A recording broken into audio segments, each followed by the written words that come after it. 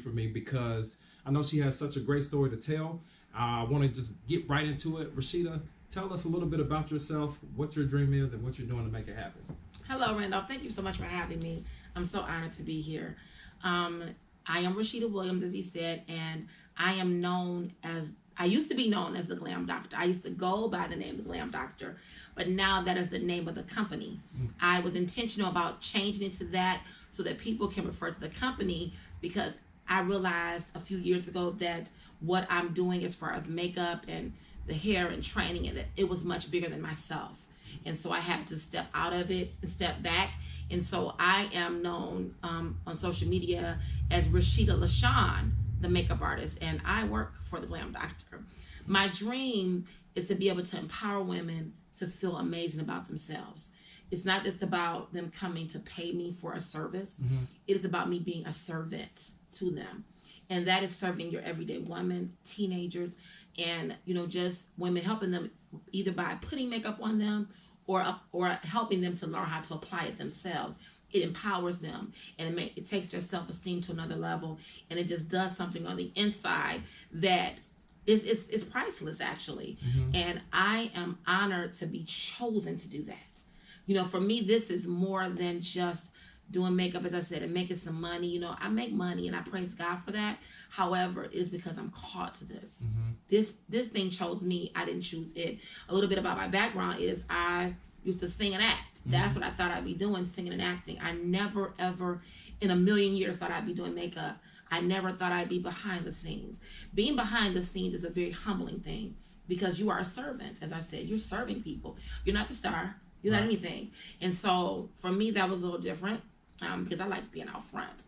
But now I really truly enjoy what I do, what I get to do. So my dream is to help empower regular women, but also the girl who wants, or the woman who wants to have her own business and be an entrepreneur, and she wants to be in the beauty industry. And so I serve as that component as well, where I help women and girls to become makeup artists. I train them to be makeup artists and to how to apply makeup, how to do it, and how to make money doing it. Right. So those are things that I see, but also, owning my own cosmetics line, having a school, being a speaker and teacher and trainer. I love speaking on large platforms and to women and young people, and helping empower young people. That's awesome. To live their dreams and to understand that no matter how young you are or how old you are, if you have a dream, you have to go after it, because the thing about it, you won't sleep at night. Right. You won't be able to eat. You have to, the thing that you're passionate about, you have to go after it with all kinds of fervor. Right, and it'll always eat at you, and when you speak to elderly people,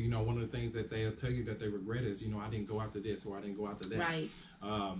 So that's why I'm all about people going after their dreams. It excites me. And you talked about being a servant. In today's world, that's what it's about. It's either some tech type stuff or right. Some type of service industry. And when you get service from somebody and you can see that they're truly genuine about it, it's a wonderful thing, and people keep coming back to you and they refer you. So that's awesome. So what have been some of your challenges as far as you going after your dreams? Some of the challenges for me, to be very transparent, having a family at the time I was working in corporate America, so juggling a job, family, church responsibilities. I'm very, involved in my ministry, family, in terms of not just my immediate family, my household, but my family, trying to spend time with my family, my friends, trying to maintain the relationships in my life. Those were some of and still are some of the most challenging things, in the midst of everything that I had going on. Once I left corporate America, I had a great job. Right. I worked at AT&T for 14 years, and at the time I was married, and my husband told me I could leave, and I started doing this full time. But shortly thereafter, my marriage began to crumble. You were spending so much time involved with your business? Yeah, my business had some things to do with it. Had a lot to do with it.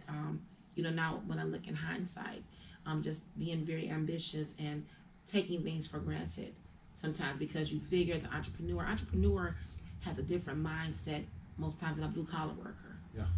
And so I think that sometimes those worlds can collide and clash.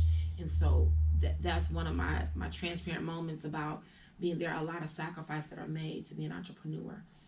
I don't regret them, but it's a part of the process. And so what I have to do at this time is trust the process that I'm going through, because I know what I'm supposed to be doing. I know where it's going, and I know that I'm supposed to impact thousands and millions of lives. Oh, okay. I can definitely relate with that because, as far as me wanting to do this, as far as me just working my regular job, it always ate away at me. This, like I said, this particular concept of You Dream Right, I was just like, you know what? It's been years that I haven't done it, and it's been on my mind, and it just ate away at me. And like you said, when you broke away from AT&T, it was just a different mindset for you, and those were some challenges because people don't necessarily understand just like some of the sacrifices that you have to make, unfortunately. But what have been some of your biggest successes as far as you going after your dreams? Well, some of my biggest successes was, number one, being in this building I'm in. I now have my own place. I opened up, it's been a year actually, February the 3rd, 2017. I got my own building in Livonia, Michigan, which is something I never thought I'd be able to do this soon anyway. It was something that was on my trajectory, maybe for the end of last year or like in this year, but it came a little sooner, and I've been blessed with this beautiful space. My company is a company now. It's a real life company, like a real legitimate company, and I have people that are on my team that are amazing makeup artists, hairstylists, grown to everything I've thought: hair, makeup, barbers, nail techs, wardrobe stylists. I have photographers on my team.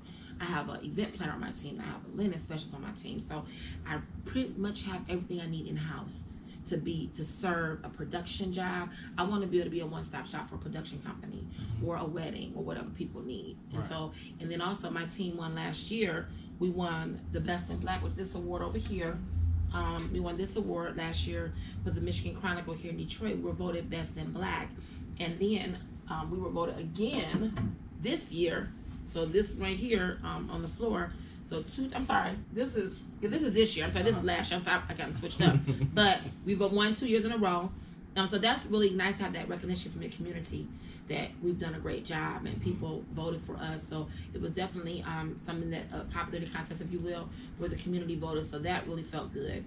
Being in a paper, being featured, I was featured in October in the Michigan Chronicle, an ad for Fall Back into Beauty. Did an interview with me. So being interviewed, being on television, being a mom, that right there is one of my greatest accomplishments, to be very honest with you, because I have a daughter who is watching me through all of these transitions. Right now I'm in school full time to get my license to do aesthetics. I'm going to be an esthetician, which goes along with makeup. And so it's something that I never thought I'd want to get or didn't think I needed to get. But I soon found out, getting my own building, I needed to have a license to do this. And so I'm encouraging all people that want to be a makeup artist, get your license, or learn about skincare. I'm learning so much more than I thought I would learn. So my daughter gets to watch this transformation from me. And at 8 years old, she gets to see her mommy be an entrepreneur and her mother be able to make her write her own ticket.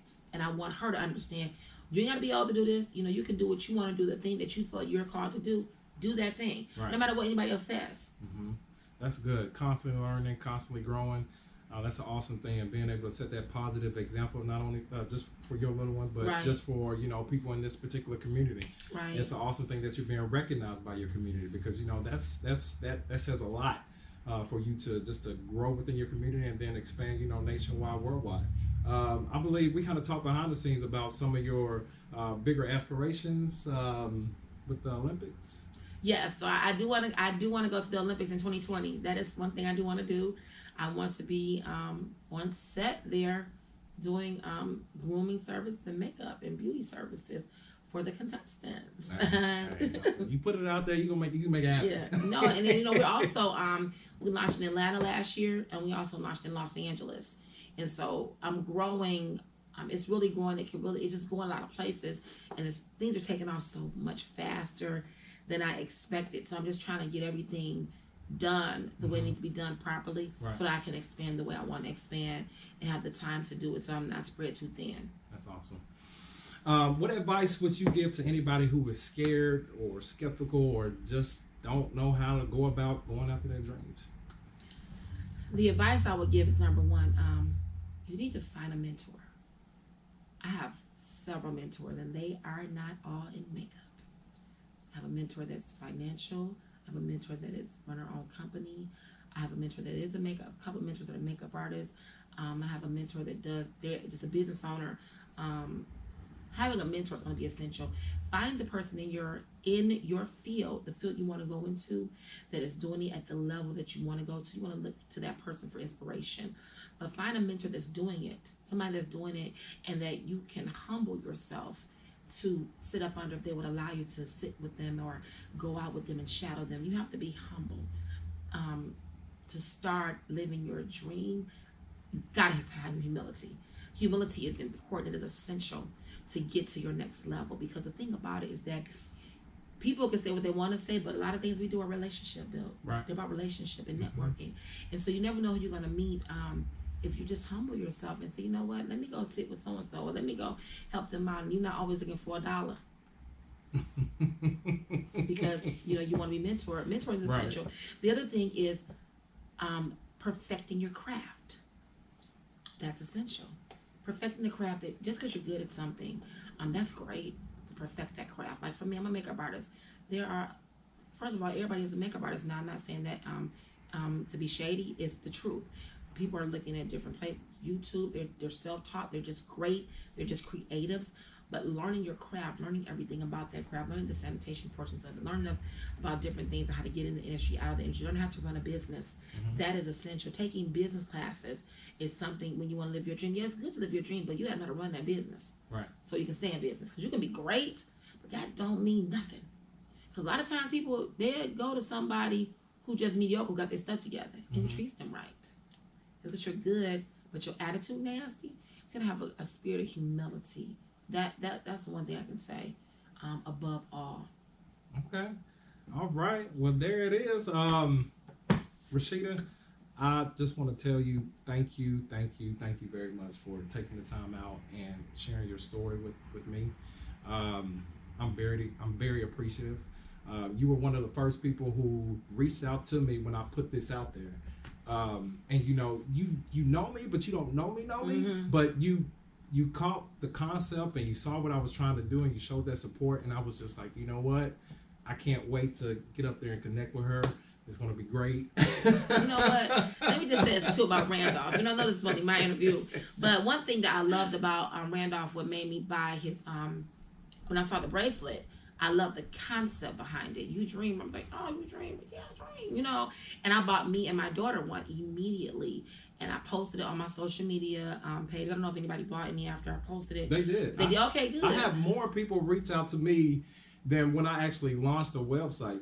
They did. I did. Oh, that's I have what's more up. people coming, hit my DMs up about the wristbands. Oh, that's what's up. Yeah. And so what I love about what you're doing is I appreciate you coming here, because in all actuality, we have modern technology. You didn't have to come out with Michigan.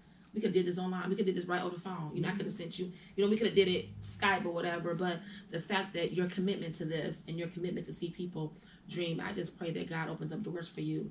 You get funding you need. So this can go on a whole other level. I can see this as a conference. I definitely see it as a book for you. I see a lot of things with this. If you just go and just get down into it and just get into some meditation about it, mm-hmm. and then some things will open up to you as to how you can brand that here for children. This should be a program in schools for children, so they can, so the children, because I think that if you start when they're little bitty, mm-hmm. and you put in their head, they don't know nothing else. They know what we teach them. Right. So if you're teaching children to dream and to be what they're, the Bible talks about, there's a scripture in the Bible that says, train up a child in the way he should go, and when he is old, he shall not depart from it. And me and my cousin were talking about that scripture, and people get it twisted. It's not about the parent making their child do something. Mm-hmm. It's about the natural way the child is bent, the natural way the child is going to grow up, the natural way they think. Right. So when you see your child going in a certain direction, you see they're creative, or they like to dance, like to sing, or like to look at political stuff, and they too. It's like, why are you looking at that stuff? But that's the way they're going, and so you begin to pour into that for your children. That's what it talks about, training up a child. And so I think that when we train our children when they're young, and then we see better adults. And we see adults going after the things that they know that they're supposed to be doing, the things that's inside of you. You know what I'm saying? Exactly. It's like the dopest thing ever. Mm-hmm. So I love what you're doing. Thank you. So I applaud you. Thank you. You're welcome. But look, everybody, we're gonna wrap this thing up.